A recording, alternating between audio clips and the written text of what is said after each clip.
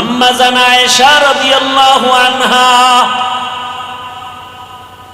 রাসূলের ইন্তেকাল হয়ে গেল। আম্মা জান আয়েশার হুজরায় রাসূলের দাফন হলো। রহমতের নবী আরো তার পাশে কিছুদিন পরে তার বাবা আবু বকর সিদ্দিক রাদিয়াল্লাহু আনহুর দাফন হলো। আম্মা জান খোলামেলা স্বাভাবিকভাবে চলাফেরা করে রুমের ভেতরে। ও পর্দার আড়ালের আম্মা জানেরা, বোনেরা, ভালো করে শুনে, রহমতের নবী রওজায়ে তাহারে এর পাশে আবু বকর বাবা। আম্মা জান তেমন পেরেশানি নাই, চিন্তা মুক্ত চলেন। যেদিন হযরত ওমরের ইন্তেকাল হয়, শহীদ ফজরের নামাজের ইমামতিতে আছেন হযরত ওমর। নামাজের ভেতরেই দুশমন ওমরের উপরে আঘাত করলো, রক্তাক্ত হয়ে পড়ে গেলেন। নামাজটা শেষ করতে পারলেন না। সন্তান আব্দুল্লাহকে বলেন, আব্দুল্লাহ, বহু আগে আম্মা জানের কাছে তোমারে পাঠাইছিলাম একটা অনুমতির জন্য। আমারে রাসূল এত আদর করতেন আর ভালোবাসতেন। রহমতের নবী যেখানে যাইতেন আমাকে রাখতেন, আবু বকরকে রাখতেন, পরামর্শ নিতেন আমাদের থেকে। আমার মনের তামান্না, দুনিয়াতে যেমন রাসূলের পাশে ছিলাম, ইন্তেকালের পরেও আমি রাসূলের পাশে থাকতে চাই। কিন্তু এই অনুমতি তো আম্মা জান আয়েশা থেকে নিতে হবে।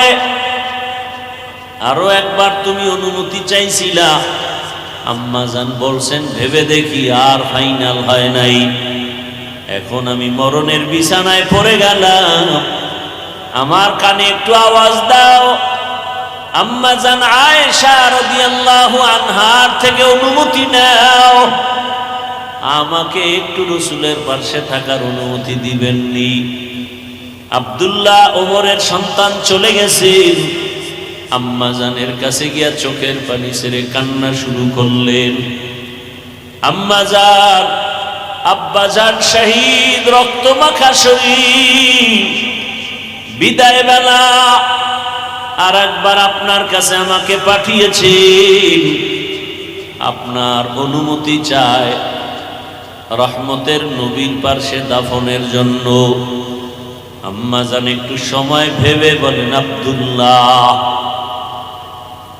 আমার বাবা জানের এত আপন, আমি কেমনে না বলি? যাও, বিদায় বেলা খলিফাতুল মুসলিমিন ওমরের কানে আওয়াজ দাও, রহমতের নবীর পাশে থাকার ক্ষেত্রে আমি আয়েশার কোনো বাধা নাই। আব্দুল্লাহ দৌড়ায়া বাবার কাছে খবর দিয়া দিলেন। ওমরে ফারুক রাদিয়াল্লাহু আনহু চোখের পানি ছেড়ে দোয়া করলেন। বিদায় বেলা বললেন, হে মালিক, শাহাদাতের তামান্না করেছিলাম, তুমি কবুল করেছো। আর মদিনার শহরে আমার দাফন হবে, তাও তুমি কবুল করেছো। আমি শুকর আদায় করি। রহমতের নবীর পাশে আবু বকর, পাশে ওমরের দাফন হয়ে গেল। এতদিন শুধু নবী আর বাবা, দাফন হওয়ার পরেও স্বাভাবিকভাবে চলতেন আম্মা জান। এখন ওমরের দাফনের পর আম্মা জান আয়েশা রাদিয়াল্লাহু আনহা রুমের মধ্যে ঢুকলেই কাপড় দিয়ে চেহারা ঢাকেন।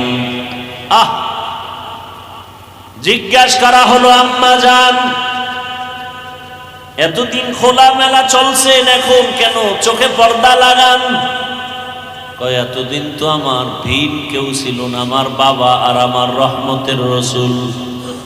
এখন ওমরেই এখানে আছে, আমার বড় ভয় লাগে, বেপরদার কারণে বুঝি আবার আল্লাহ বেজার হয়ে যাবেন। এর নাম তাকওয়া।